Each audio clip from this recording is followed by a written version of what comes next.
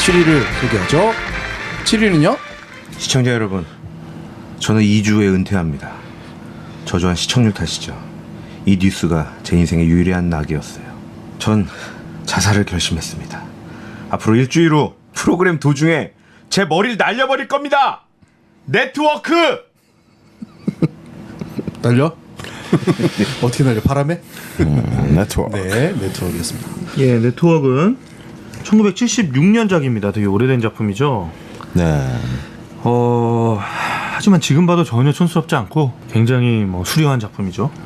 1976년 시드니 루멧 감독의 영화입니다. 시드니 루멧은 저희가 거장이죠, 거장. 예, 그 무슨 영화 얘기할 때 허공의 질주 얘기할 때 얘기했었죠. 그렇죠. 예. 피터 핀치라는 배우가 하워드 빌이라고 지금 방금 진욱이가 읽었던 그 멘트를 하는 UBS 뉴스의 네트워크 앵커죠. 네. 예, 메인 뉴스 앵커입니다. 영화 보는데 자꾸 USB로 보이는 거예요. UBS. 피터 핀치는 이 영화 찍자마자 돌아가셨어요. 그래서 히스레저처럼 그 유작이 됐죠, 이 작품. 저 시상식에 유고인데 시상을 한 거의 그 둘밖에 없었을 것 같아. 돌아가셨는데 상을 받은. 히스레저도 그랬죠. 다크 나이트로. 페이 더너웨이가 다이아나라는 그 여자 PD 네, 로 그렇죠. 나옵니다. 윌리엄 홀든이라는 배우가 그 하워드 빌의 둘도 없는 친구이자 PD인 맥스 슈마커로 나옵니다. 윌리엄 홀든은 우리 엄마 세대들이 너무 좋아하던 배우야.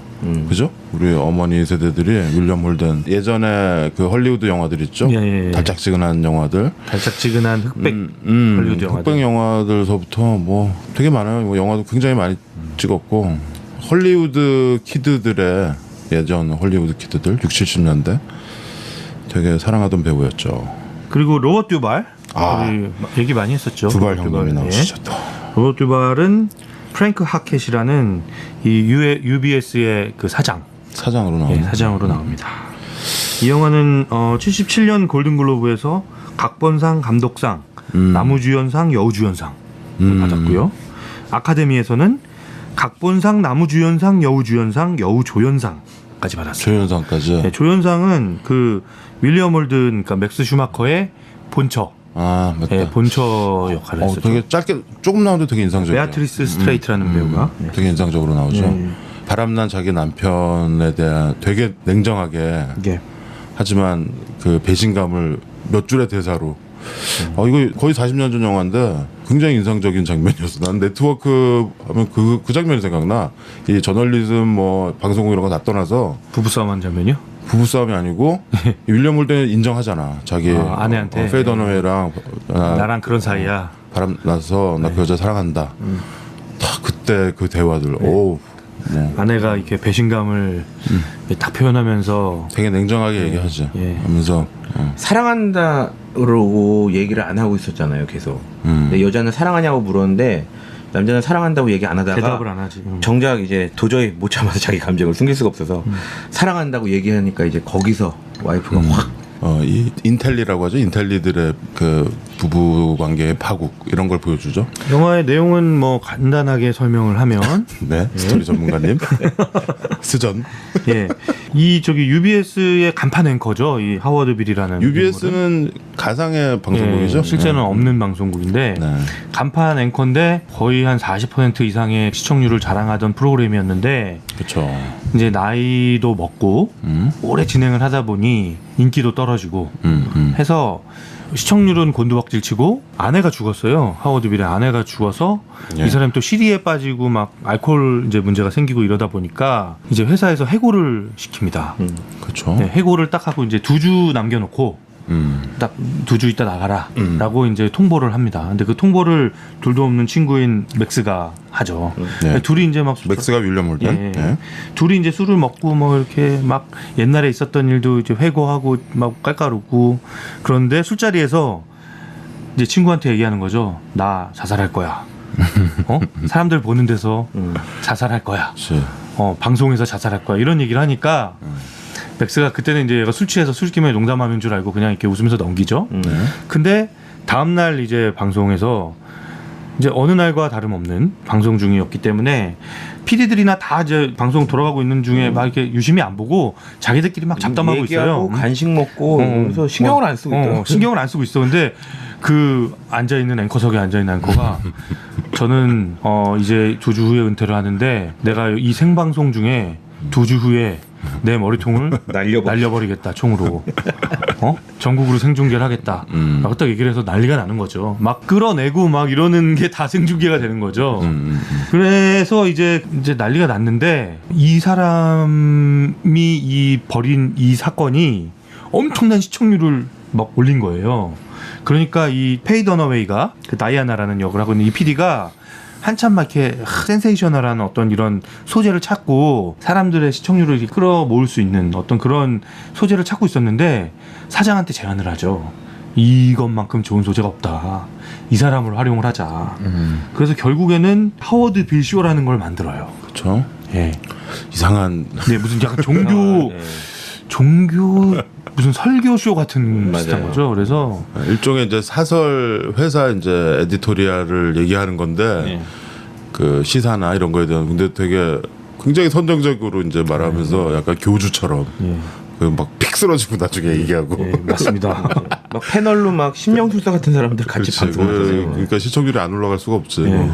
엄청난 시청률을 거두고 승승장구합니다. 이 프로그램이. 네. 하지만 이제 결국에는 하워드는 이런 거대 시스템에 의해서 이용당하고 그냥 아주 비극적인 최후를 맞죠.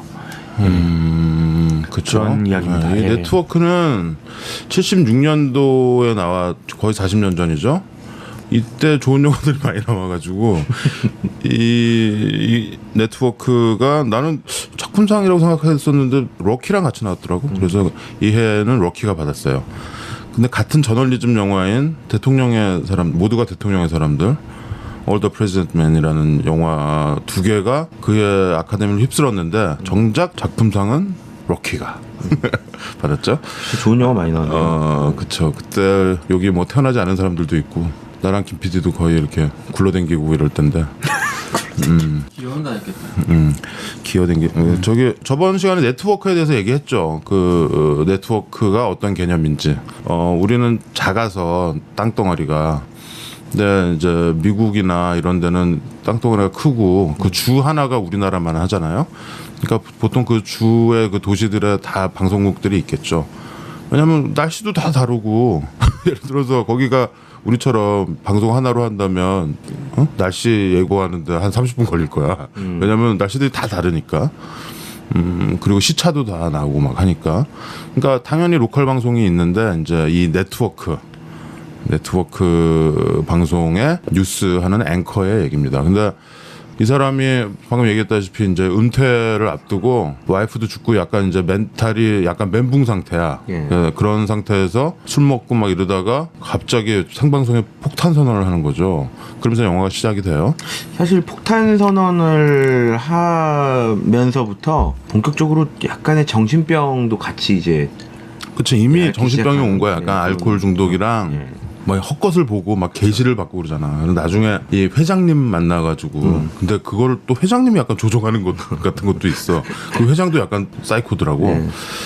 그 비슷하게 이제, 얘기하더라고요. 이 방송 이 그룹을 거느린 회장 그 사람이 밤중에 이렇게 전화해가지고 뭐 게시를 주잖아. 근데 얘는 그게 신인 줄 알고 막 좀 어떻게 보면은 거대한 풍자 같아요. 이 방송 시스템에 대한 약간 풍자죠. 시청률 경쟁에 대한 풍자야 이거. 사실 시청률 경쟁 엄청나잖아. 방송국 가보신 분들 알겠지만 아침마다 가면은 그 통계 그 시청률 자료가 책상에 올라가 책상 위에 여러 군데서 조사한 거.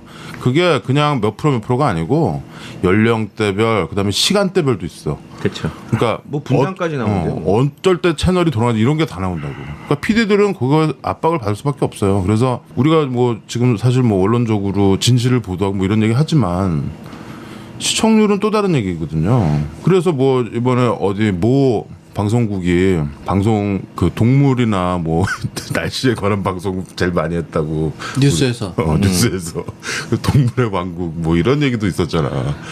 헤드라인에 동물이 계속 나오는 거야 막 그런 식으로 했다가 지금 되게 엄중한 시국에 그러니 이게 젊은 기자들 PD들이 그 반성문 쓰고 그렇게 하는 거 아니에요 지금. 근데 하여튼 시청률 경쟁 이거가 40년 전에 미국에 벌써 얼마나 심했으면 이런 영화가 다 나왔겠어요. 우리는 지금 그걸 겪고 있지만 그 뉴스룸 내가 계속 뉴스룸 얘기를 하는데 그 미디어에 어떤 얘기가 나오냐면 제프 다니엘스가 처음에 미국에서 국회에 가가지고 공중 TV 방송을 하는 그 권리를 면허라고 하죠. 면허를 따면서 그때 잘못한 게 한 가지 있다.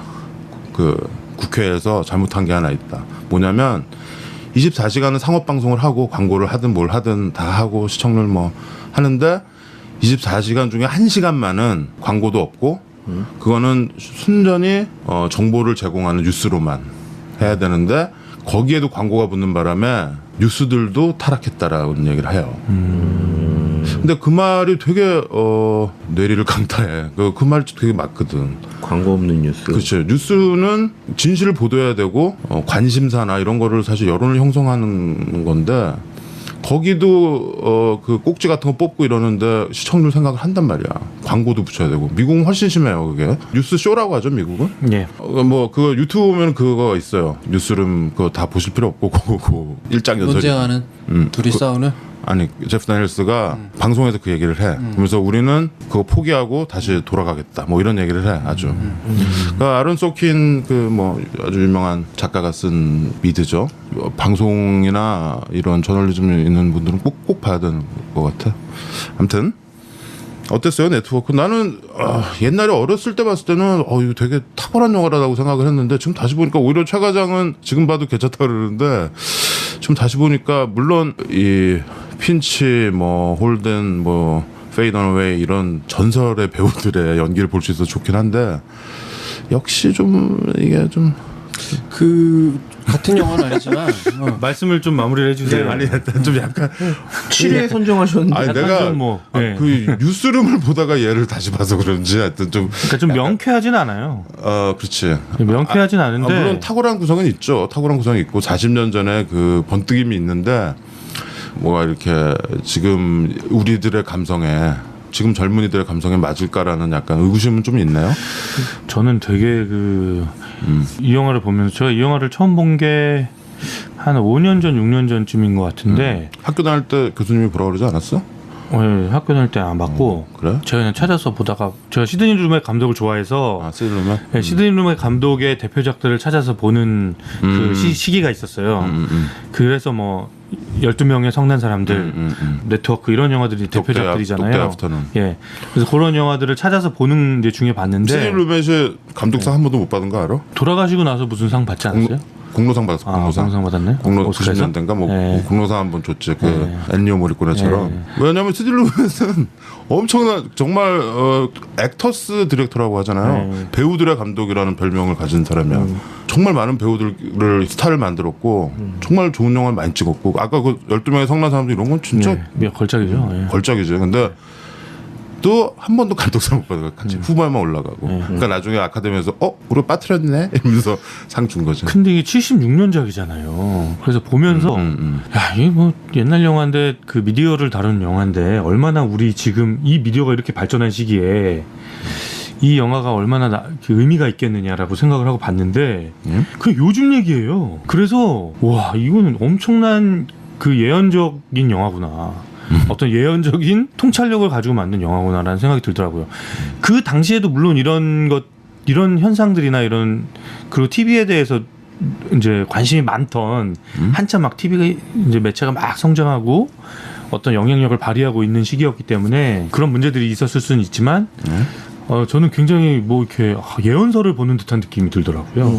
그러니까 아까 연관 짓고 싶은 영화 하나가 그거죠. 더스틴 호프만하고 존 트라볼타가 나왔던 영화 있잖아요. 그 도서관에 난입하게 되는 그것을 생방송으로 계속 연결해서 뉴스를 해나가는 영화 있는데 매드시티인가 하는 영화인데. 매드시티. 매드시티인가 하는 영화도 사실은 이런 유의 소재인 거죠. 좀 다른데.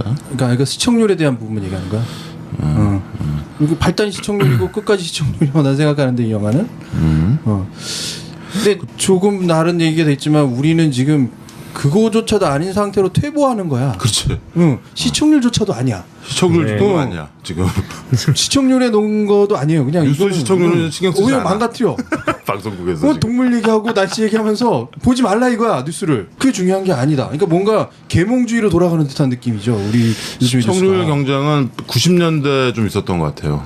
8, 90년대. 옛날에 MBC 앵커 중에서 이등열 네, 네. 선생님 기억나? 이등열 사장님까지 하신 원래 우리나라는 KBS 한국방송공사 여기에 뉴스가 무조건 1등이에요. 9시 뉴스는. 근데 MBC가 팍 뛴 적이 있었어. 그게 이등열 지금 돌아가셨죠? 돌아가셨는데 그때 이분이 뭐 코멘트를 한다거나 이런 건 아니었어. 그러니까 자기 논평을 한 거나 이런 건 아닌데 약간 논평 비슷하게 얘기를 하고 굉장히 말을 하는 게 신뢰를 주는 스타일이야. 앵커는 무조건 신뢰거든. 근데 사실 우리가 그간에 우리 이 지상파들 앵커들을 이렇게 얘기하는 걸 보면 이렇게 신뢰를 주는 타입이 별로 없거든. 그리고 그 다시 뭐 그 손석희 앵커 얘기를 하자면 이 사람은 자기 코멘트들을 섞어서 이 신뢰가 느껴지잖아 왠지. 그리고 양쪽 얘기를 다 들으면서 공정하게 하려고 하잖아요. 옛날에 백분 토론 이런 거 하다 보면. 그렇기 때문에 아니 그건 당연한 앵커의 자질인데 우리는 그 앵커 자질 아니고 그냥 앵무새들만 계속 키운 거지. 아 그거는 이런 걸로 좀 봐야겠는데. 내가 아까 처음에 얘기했다고 싶었던 게 톤 앤 매너거든요. 손석희 앵커는 엄밀하게 얘기하면 이제까지 보지 못했던 앵커 스타일이에요. 뭔가 그렇죠. 한국 무게감을 스타일이 가지려고 아니에요. 하는 것이 아니고 자기가 가지고 있는 무게를 다 내려놓고 그 멘트의 분량도 길어요. 그리고 그 분량이 잘 전달되게 하면서 감정을 섞어서 얘기하죠. 감정. 감정이 들어가죠. 아니 자기는 되게 플랫하게 하려고 하는데 듣는 사람의 감성을 만지지. 요즘 그 JTBC 그 뉴스 처음 오프닝을 손석희 앵커가 하는 오프닝들을 이렇게 좀 들어보는데 굉장히 신경 써서 쓴 멘트들. 아 물론. 근데 그거 그 사람 아니면 그렇게 못 쓸 것 같아. 그건 앵커만 쓸 수 있는 거야. 그거는 문학가나 기자나 이런 사람이 쓸 수 없는 거고 앵커가 써야 돼. 앵커. 책임을 갖고 있는 사람이 쓰는 글이야. 앵커가 결국은 어떤 역할을 하던 사람이 하느냐의 차이도 있거든요. 네, 저는 기자로서의 그 교육을 받고 기자로서 활동하던 사람이 가지고 있는 톤 앤 매너가 다르다고 보는 거예요. 아나운서로서 사람들을 만나고 현장 프로그램을 진행했던 사람의 톤 앤 매너가 좀 다른 것 같아. 손석희 앵커는 엄밀하게 얘기하면 기자의 톤 앤 매너를 갖지는 않았어요. 지금 보면 나오는 그렇죠. 부분은. 기자로서 큰 사람이 그러니까 아니기 때문에 기자가 무슨 아나운서 차이가 출신이지. 있느냐 이라고 할 수 있지만 그냥 톤 앤 매너가 섞인다는 거죠. 그 사람이 어떤 삶을 살았냐가 결국은 객관화되죠. 그 사람이 단지 어떻게 했다라는 부분으로만 판단되지 않고 방금 우샤기 얘기한 것처럼 이 사람이 백분 토론을 어떻게 지내왔던 사람이기 때문에 지금의 톤 앤 매너가 말하자면 평가되는 거지. 그러니까 전 인생을 걸고 이 프로그램을 하는 거라고 난 생각은 들어요. 그런 면에서 좋다 혹은 평가될 만하다.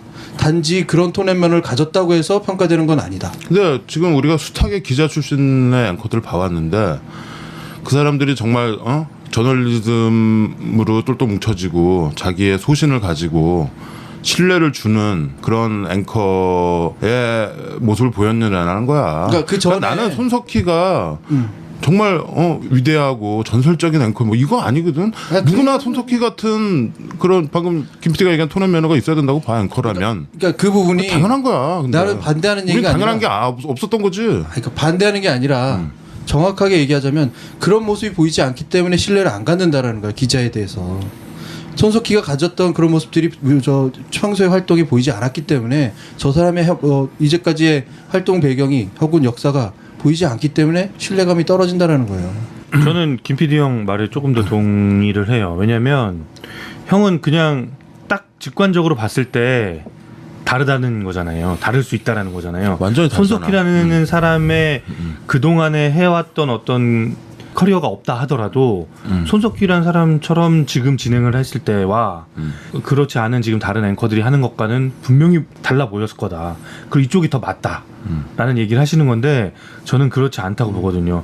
저는 JTBC 뉴스에서 손석희 씨가 제 그 뉴스를 라이브로 보고 있었는데 그 세월호 사건 나고 나서 한 3일인가 있다가 무슨 그 조선 관련 전문 교수랑 인터뷰하다가 화제됐던 한 10초 정도 얘기를 안 했던 장면이 침묵, 있었잖아요. 네. 아 침묵. 예. 침묵하는. 저는 그 장면 보면서 굉장히 찡했거든요. 누구나 찡했지. 예. 굉장히 찡했는데 제가 그때 무슨 생각을 했냐면 만약에 지상파 앵커가 지금 지상파 앵커 중에 한 명이 누군가가 저렇게 반응을 했다라고 하면 그건 방송사고라고 했을 거라는 거죠. 방송사고야. 아니 그거 예. 방송사고고 방송사고로 그러니까 근데 손석희라는 그분은 십몇 년 동안 시선집중이라는 프로그램, 전 국민에게 사랑을 받던 그 프로그램 진행을 하면서 계속 그런 스타일을 보여왔다는 거죠. 그러니까 그 프로그램에서 이미 이제 사람들이 백분토론 시선집중해서 보던 그 사람에게 익숙해져 있기 때문에 그 스타일을 보고 그게 받아들여지는 거지, 전혀 지금까지 드라이하게 그 뉴스 진행하던 기자 출신의 그런 훈련이 돼 있지 않는 그냥 기자 출신의 앵커들이 그런 방식으로 진행을 했다라면 이 사람들이 굉장히 어색하고 이상하게 느꼈을 거라는 나는 거죠. 그 결론이라고 할 수 있겠는데, 짠 하고 나타나는 스타성의 앵커는 사실 있을 수도 있지만 그닥 좋지 예. 않다라고 보는 거예요. 그게 쭉 단련되어지고 계속 쌓여오고. 쌓여오고 그런 것들로 발현되는 게 앵커인데, 결국은 역으로 얘기하면 그런 톤앤 매너를 유지하면서 그런 상황을 보여주지 못한 앵커들만 우리가 봐왔기 때문에 더 돋보일 수도 있다라는 거죠. 나는 몇 년 전에 신경민 기자 예. 그 사람 이제 기자 출신이죠. 네. 지금은 신경민 기자가 뒤에 앵커를 하는데 굉장히 반가웠어. 그 사람은 그동안 기자의 어떤 그 발자국들이 있잖아. 우리가 그 사람들 리포트하는 거 많이 봤고 뉴스에서. 그런데 그 사람이 앵커에 앉아있으니까 코멘트도 좀 했잖아. 그래서 되게 반가웠고, 그래서 MBC 뉴스를 다시 이렇게 보는데 곧 잘리더만 진짜 근데 확 형, 날아갔어. 솔직하게 지상파 기자 중에서 이름 알고 있는 사람 누구 있으세요? 뭐 앵커급 말고 그냥 일반 평기자 중에서? 박대기? 그러니까 아니요. 박대기 정도밖에 몰라요. 박대기? 네, 그 이렇게 웨이팅 박. 맥딩바. 그 사람밖에 몰라요. 왜냐면 기자들이 그렇게 튀는 리포트를 하는 사람이 드물고, 그렇죠. 놔두질 그렇게, 않아. 예, 놔두질 않아요. 그렇게. 그러니까 손석희는 그런 모습이 아닌 다른 모습들을 계속 대중들한테 노출시켜 왔기 때문에 지금의 그 모습이 될 수 있는 거고, 지금 기자들이 갑자기 어느 날 짠, 내가 그렇게 할래라고 한다고 해서 될 수 있는 상황이 아니고, 그렇게 트레이닝 되지도 않는다는 거죠. 그래서 못하다는 거죠. 조금 돌아가면, 그래서 기레기란 말을 들어도 싸다 라는 걸로 갈 수도 있어. 그렇게 되면. 예, 뭐 그쵸. 역으로 뭐 그 시스템 안에 있다 예. 보면. 뭐 아무튼 기레기가 이번 제가- 에피소드의 키워드네요. Anyway, 결국은 시청률의 문제잖아요. 이 피터 핀치가 정말 이 영화에서 사력의 연기를 한 것 같아요. 보면은 계속 얘기하고 막 쓰러지잖아, 그죠? 막 이렇게 혈압 올라가지고 쿵 쓰러지고 마지막에 또 막 이렇게 총 총 맞고. 맞고. 예. 근데 아니 이 영화 찍고 정말 돌아가셨어, 진짜로. 그래서 그때 이제 골든글러브나 오스카에서는 이분한테 연기상을 줄 수밖에 없었던 상황이었는데, 주연상. 근데 이 영화를 보면서 이분이 이걸 찍고 돌아가셨다는 생각을 하고 보면은 굉장히 남달라요. 내가 처음 네트워크를 봤을 때는 피터 핀치라는 배우도 몰랐고, 이렇게 많이 알려진 배우는 아니잖아. 이 사람 뭐 1910년대생이니까. 근데 내가 최근에 봤을 때는 그걸 알고서 이제 보니까 그 연기가 혼신의 연기라는 말 있잖아. 혼신. 맞아요. 이 혼신이란 말이 딱 스크린 위에 딱 떠오르는 것 같아. 맞아요. 저도 불사르고 돌아가신 거죠. 그렇지. 저도 이거 영화 보고 제가 나무주연상 드렸어요. 저는 영화 보고 진욱이 나무수연상. 최 과장님은 이렇게 좋은 영화 보면 노스카? 영화 끝나고 노스카? 영화 끝나고 이렇게 떼굴떼굴 부른다고 했잖아요. 맞아. 저는 영화 끝나고 이렇게 표정을 짓다거나 박수를 치거나 아 이러거든요. 그래? 혼자서도? 저는 네트워크에서 눈물샘을 자극했어요. 진짜? 예, 전 네트워크보다 중간에 눈물이 흐르더라고요. 그런 장면이 있나?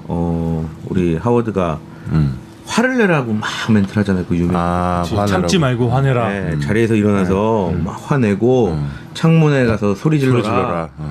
근데 제가 그 창문들이 쫙 나오는 아파트 같은 곳에서 창문들이 쫙 나오는 장면이 있어요. 그 사람들이 다 창문을 열고 소리 지르는 장면이. 그치. 근데 거기에서 제가 왜 이렇게 눈물이 나는지, 심지어는 너무 눈물 나서 이 눈물을 참으려고 창문 숫자를 셌어요. 198개의 창문이 있는데 야, 진우가 이거 좀 너무했다. 198개는 좀 너무했다. 그만 세. 198개의 창문 중에 48개의 창문이 불빛이 나와요. 불이 켜져 있는 48개의 창문 중에 38개의 창문에 사람이 나와서 소리를 지르고 있어요. 아, 그래?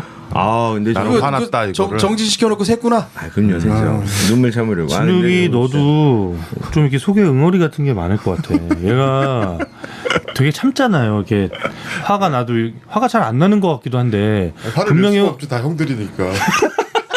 아니 저는 형들이라기보다 다 저보다 키가 큰 분들은 제가 화를 안 내요. 그거 애들 앞에 가서 화내겠구나 너. 애들한테도 화 못 내죠. 아니 근데 요즘 애들이 너무 요즘 애들 커서. 너무 이 커요. 하워드 날도 길고.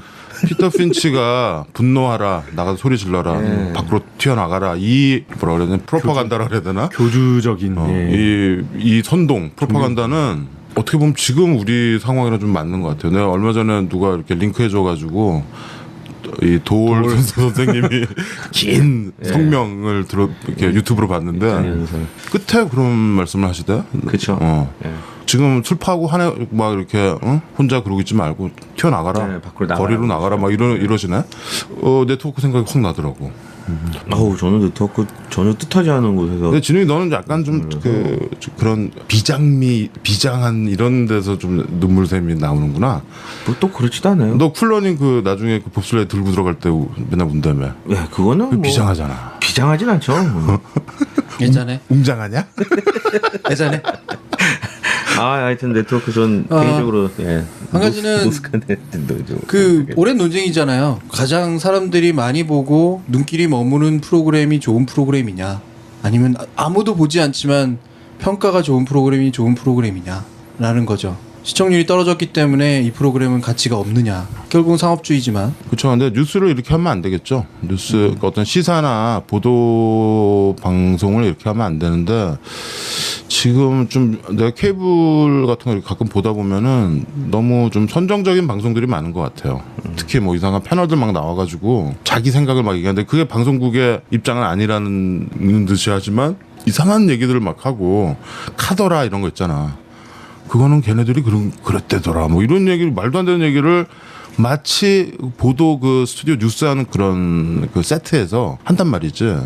그건 굉장히 위험한 것 같아요. 이게 지금 네트워크를 보면은 알 수 있듯이 그런 거에 어떤 극단적인 방법이겠죠. 이게 뉴스 쇼를 하는데 막 점성술가 나오고 막 쇼처럼 막 하는 거지. 그러니까 방송을 만드는 어떤 기본적인 상식과 양심인 것 같아요. 그런 걸 지켜야지. 이게 사실 아주 선정적으로 예능 같은 거 보면 심하잖아요. 아주 그 시청률 경쟁. 그러니까 되게 선정적이고 말초적인 거를 계속 경쟁적으로 하잖아. 그래서 나는 너무 그런 게 과도해서 어느 순간 예능을 안 봐요. 나는 그 국민 방송이라고 하는 무한도전도 나는 한 몇 년 전에 보고 나는 좀 한 번도 안 본 것 같아요. 그래서 항상 대화에서 소외되곤 하는데 방송 만드는 사람들이 그런 의식은 있어야 되는 것 같아요. 기본적으로. 아주 기본적인 거죠. 이게 안 그러면 일본처럼 되는 거죠. 일본은 더 심하거든 우리보다. 일본 방송 보고 있으면 진짜 깝깝해요. 거기에 반론이라면 반론인데, 그런 프로그램은 그런 프로그램이고요. 아닌 프로그램은 아닌 프로그램으로 시청자들이 판단하고 그것을 충분히 시청률로 반응할 수 있을 거다. 단 뭐냐면 시기가 다른 거라고. 예능이 더 잘 나가는 시기가 있는 거고 뉴스가 더 중요한 시기가 있죠. 그것에 따른 평가를 해야 되는데 이 네트워크가 보여주는 부분은 항상 평가하는 거예요. 그게 돈이니까. 그러니 혼란을 일으키는 듯한 느낌인 거예요. 그렇죠. 아니 근데 그 시청률이라는 게 다 적용되는 거예요. 영화도 우리가 흥행이란 말 하잖아. 그 영화 관객 몇 명 들었어. 이거 요즘 뭐 100만, 뭐 500만 막 이런 얘기 하잖아요. 그렇죠. 시청률이랑 똑같은 거지. 그러니까 좀 더 재밌고 말초적이고 이런 영화를 만드는 수밖에 없는 거고. 그 와중에 정말 그런 코드 없이 만들었는데도 관객이 많이 드는 영화가 정말 훌륭한 영화겠죠. 뭐 모든 거에 적용되는 것 같아요. 뭐 책도 마찬가지고 음악도 마찬가지고. 나도 그 판을 많이 못 팔아본 작곡가로서 그 대중성이란 과연 무엇인가, 흥행이란 무엇인가, 시청률 이게 무엇인가. 무용보도 마찬가지잖아. 우리가 청취율, 다운로드 이런 거 신경 쓰고 했다면 좀 더 자극적으로 갔겠죠. 근데 우린 지금 그거에서 자유로우니까 우리가 이렇게 재밌게 계속 할 수 있는 거고. 좀 그런 거에 줄타기가 있어요. 나는 그 좀 줄타기 좀 실패한 것 같은데 내 직업에서. 에이 줄타기 안 하셨죠 아예. 줄을 끊어지는데 줄타기. 그런가? 무거워서. 그럼요. 하나는 그 대중성이라는 게 결국은 좋은 걸 만들어 놓으면 그때 당시에 평가받지 않더라도 그런 시기가 오면 또 평가받는다라는 거잖아. 그러니까 각자가 거기에 사명감이라고 그럴까? 자기가 가진 철학, 사명감을 담아서 성실히 만들면 언젠가는 억울한 부분은 죽어서 평가받는 거겠지. 자기가 세상에 없고 나서도 평가될 수 있는 거니까. 그러니까 그런 오롯한 어떤 게 있을 때 컨텐츠는 가치가 좀 배가 되지 않을까라는 생각은 하죠. 시기를 못 만나서 평가되는 컨텐츠가 굉장히 많은데. 이 영화에서 주목해 볼 만한 게 이 페이 더너웨이 캐릭터야. 여기에 여우주연상 받았던 페이 더너웨이가 이제 여기 이제 뭐 책임 PD 정도 되나? 본부장 정도 되나? 본부장까지는 아니고 그러니까 실무 책임자 정도 되는 거죠. 그렇죠. 굉장히 높은 자리에 있는 여성이고 그런데 이 페이 더너웨이 캐릭터를 잘 보면 그 높은 자리에 있는 여자들의 어떤 그런 거를 볼 수가 있어. 그러다가 시청률의 화신이죠. 그리고 페이 더너웨이는 여기서 되게 매력적이잖아. 어떻게 보면. 여성적으로. 되게 매력적이고 사실 페이 더너웨이는 이분이 이 70년대 굉장한 영화들이 굉장히 많이 출연했어요. 여자 주인공으로. 근데 글쎄요 생각보다는 좀 약간 우리 국내에선 저평가되어 있는 배우긴 한데 페이 더너웨이 보면은 열거할 수 없을 정도로 많아. 훌륭한 작품들이. 근데 거기서 항상 여자 주인공 역할을 했고 뭐 글래머라든가 엄청나게 아니면 얼굴이 무슨 뭐 엘리자베스 테일러처럼 예쁘다든가 이런 거 아닌데 묘한 지적인 매력과 이 섹시한 매력이 두 개 다 갖고 있는 그런 배우죠. 인상이 좋지는 않더라고요. 그렇나? 인상이 좋지는 굉장히 진욱이는 그런 스타일 별로 안 좋아하는구나. 약간 좀 지적이면서 지적인 여자 안 좋아해요. 별로 안 좋아. 아니 지적인 여자 지적인 여자를 안 좋아하고 지적질하는 여자? 지적인 여자 좋아하는데 여기서의 이미지는 이렇게 뒤로 갈수록 그렇게 될 것 같은 사람 같았어요. 영화가 뒤로 갈수록 그러니까 너무 그렇게 될 것 그러니까 어떤 자기 야심을 위해서라면 어떤 무엇도 서슴치 않는 좀 그런 캐릭터잖아요. 예. 감정이 없어지잖아요. 감정. 그래서 여기서는 정말 워커홀릭 여자지. 그냥 1만 111 이런 여잔데 여기서 그 윌리엄 홀덴이랑 사랑에 빠져. 이 러브 스토리가 이 영화에서는 되게 서브 플롯으로 가는데 굉장히 뭐랄까요? 이 영화에서 아주 주목해 볼 만한 부분이야. 왜냐면 평범하지 않거든. 되게 많이 일어날 수 있는 일임에도 불구하고 윌리엄 홀덴은 여기서 되게 사리력 있고 통찰력 있고 굉장히 안정적인 사람이거든. 근데 이 여자와 사랑에 빠지는 거야. 맞아요. 불륜 관계에 빠지는 거죠. 불륜이 돼버리는 거지. 여자는 물론 뭐 혼자 사는 여자지만 자기 가정이 있고 되게 건실한 남자인데 이 여자한테 빠져서 정신을 못 차리는 거야. 그래서 나중에 아까 처음에 얘기했던 자기 본처한테 사실대로 얘기하고 이런 사람들은 거짓말도 잘 못해. 그래서 완전히 나중에 쪽박 차는 경우가 많죠. 건실하게 살았던 남자가 늦바람이 나면 정신을 못 차려요. 많이 놀아봤던 사람들은 대충 포기할 줄 아는데 가정은 안 버리는데 약간 성격이 다른 얘기 같은데 이 얘기가 다 가다가 쭉 끝에 가서 만나더라고요. 그래서 약간 자유로와 제2자유로의 느낌? 뭐라고? 제1 자유로와 제2 자유로 같은 느낌으로 느낌이죠. 뭔가 같은 방향은 같이 가고 있는데 옆길로 이렇게 쭉 확실히 가고 파주에서 근무하는 애라 자유로로 제 이자유로는 항상 차가 없어. 그래서 좋긴 한데. 뭐 이 자유로는 어떻게 타는 거야? 나도 타봐야겠다. 맨날 가양대교에서 타면 돼요. 아무튼 이 대배우들의 아주 몰입도 강한 연기들을 맛보실 수 있어요. 좀 힘 있는 영화예요. 그렇죠? 힘이 넘치는 영화고 그리고 감독도 뭐 시드니 루멧 네. 뭐 최고의 감독이죠. 선이 굵고 영화가 이렇게 좀 짜잔한 영화가 아니에요. 이렇게 대사들도 이렇게 뭐 이렇게 일리어드나 뭐 오디세이 이런 것처럼 약간 대서사시를 보는 것 같은 그런 느낌이 좀 들고요. 그러면서도 그 안에서 아주 강렬한 풍자들과 또 아주 강한 비판들 그리고 약간은 진짜 어떤 아까 얘기했던 종교적인 그런 암시, 종교적인 어떤 그런 상징들 그런 걸 막 적절히 사용하면서 그리고 무시 못할 연기. 그렇죠. 그렇죠. 그 시드니 루멧이 압도적이에요. 왜 액터스 디렉터인지 잘 그 사람들 영화들 다 보면 예를 들어서 개 같은 날의 오후 독대의 애프터는 거의 알파치노나 이런 배우들의 어떤 최고의 극도의 그 연기력을 보여주잖아 영화들에서. 그러니까 감독이 끌어내는 것 같아. 그리고 또 이 사람 영화 중에서 오리엔트 특급 살인 사건이 있거든요. 그건 못 봤어요. 예. 그거 안 봤어? 거기에 이제 수많은 찌개다시가 있는 영화. 아주 유명한 영화. 아주 훌륭한 아주 유명한 배우들이 많이 나오는 우리 저번에 부다페스트 호텔처럼. 근데 그 배우들의 그 개성들 다 살려줘. 그 시드니 루멧의 왜 그런 별명을 얻었는지 잘 알 수 있고 몇 년 전에 돌아가셨죠.